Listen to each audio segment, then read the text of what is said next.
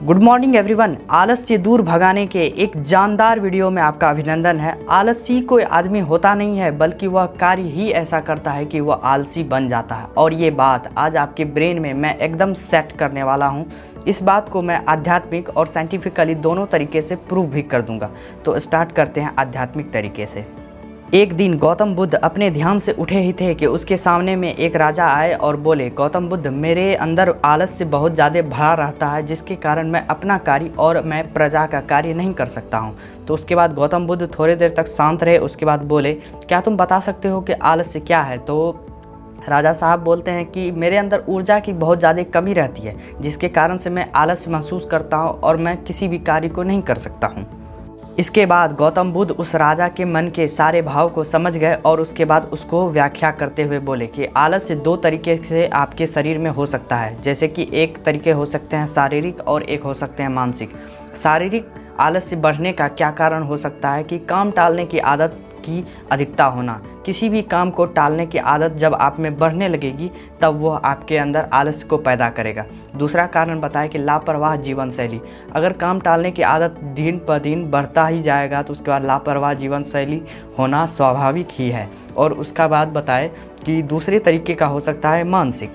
मानसिक में कोई भी बड़ा कार्य, मतलब आप एक राजा हैं तो आपके पास पूरे प्रजा की जिम्मेदारी है और ये एक बहुत बड़ा कार्य है और इस बड़े कार्य को आप एक ही साथ करने के लिए सोचते हैं, इसीलिए आपको आलस्य लगता है, क्योंकि इतना बड़ा कार्य आप एक बार में कर ही नहीं सकते हैं।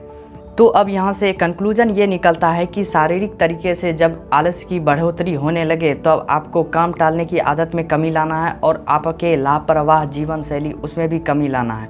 दूसरा, मानसिक तरीके से कोई भी बड़ा कार्य आए तो उसको छोटे छोटे हिस्से में टुकड़े करके उस काम को करने की आदत डालने। और अगर आप एस्ट्रोलॉजी में विश्वास करते हैं तो आलस्य आपके लगभग सारे प्लेनेट को एनर्जी देने लगते हैं। और वो एनर्जी कैसे होते हैं? नेगेटिव एनर्जी होते हैं। आलस्य आप में जैसे ही बढ़ेगा तो आपके कुंडली के सारे प्लेनेट्स में नेगेटिव एनर्जी का प्रभाव होने लगता है। जैसे कि मैं सबसे पहला प्लेनेट जो नवोग्रह के हेड होते हैं सन, वो जो है कि आपकी पंक्चुअलिटी, कंसिस्टेंसी और निरंतरता, इसको वो लीड करते हैं। तो इसमें आपको भारी कमी आएगी। जैसे ही आप आलस की अधिकता होगी तो आप में काम टालने की आदत भी बहुत हो जाएगी और आप में लापरवाह जीवन शैली भी बहुत ज़्यादा बढ़ जाएगा। तो आपके अंदर पंक्चुअलिटी मेंटेन हो ही नहीं सकता। आपके दिनचर्या, आपके भर दिन के जो काम हैं वो आप नहीं कर पाओगे। जैसे सूर्यदेव ठंडी, गर्मी, बरसात या जो भी हो, वो अपने कार्य को नित्य प्रतिदिन करते हैं। डेली वह पूर्व दिशा में उगते हैं और डेली के डेली वह पश्चिम दिशा में अस्त होते हैं। तो ये उसके कार्य के पंक्चुअलिटी को मेंटेन करते हैं। तो अब आप खुद ही देखिए कि आपके अंदर आलस्य आ गया तो आपके अंदर पंक्चुअलिटी भी नहीं रहा, कंसिस्टेंसी भी नहीं रहा, निरंतरता भी नहीं रहा। और उसके बाद आता है सैटर्न, शनि ग्रह, जिससे आप लोग और लगभग सभी लोग बहुत ज़्यादा डरते हैं।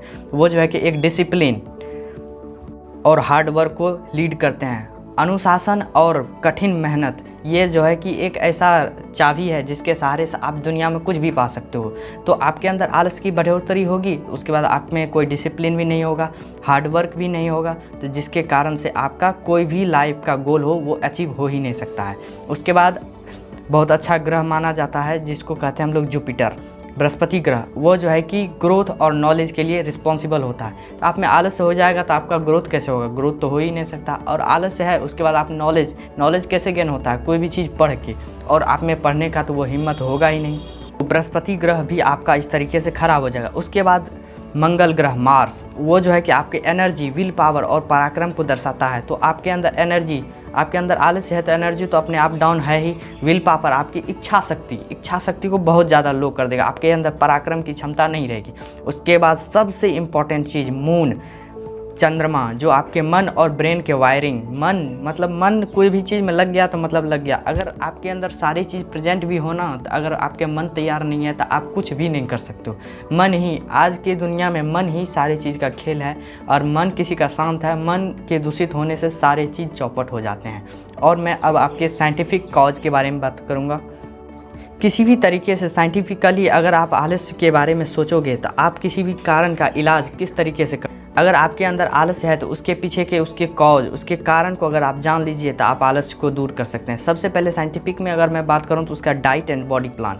अगर आपके अंदर डाइट और बॉडी प्लान, खान पान और बॉडी आपका ये दुरुस्त नहीं है तो आपके अंदर आलस आएगा ही, ये साइंटिफिकली बात है। और दूसरा कि आपके पास प्रॉपर गोल, आपके पास कोई लक्ष्य है ही नहीं, आपके अंदर जीने की कोई वजह है ही नहीं। आपके अंदर अगर जीने की वजह होगी तो वो आपको इंटरनली मोटिवेशन और प्रेरणा का स्रोत बन जाएगा, जिसके कारण आपको आलस से नहीं आ सकता है।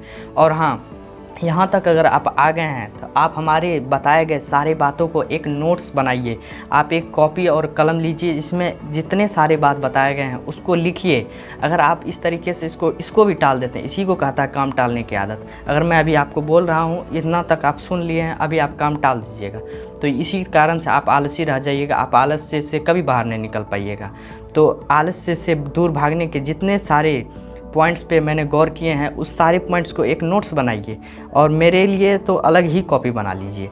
तो इसमें सारे बताए हुए सारी चीज़ को लिखिए और उस पर काम करिए। तो देर किस बात की, उठाइए कॉपी कलम और जितने सारे पॉइंट बताए गए हैं सारे को लिख डालिए। और ये आप सोचते हैं लिखने से सारा चीज़ का समाधान हो गया, तो ये आपका गलतफहमी है।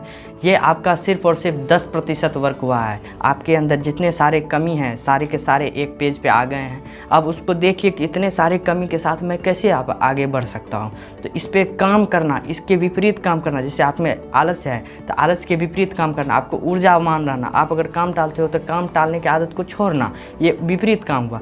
मतलब आप सिर्फ अभी पेज पे लिखे हैं तो आपके 10% ही कार्य हुए हैं, 90% वर्क अभी बाकी है। इस पर अगर आप काम करने लगिएगा तो ये 90% वर्क होगा। और ये जब आप कर लीजिएगा तो आपका ज़िंदगी का सारा चीज़ अचीव हो जाएगा।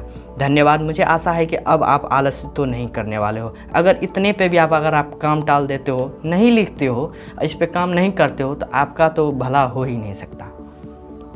धन्यवाद।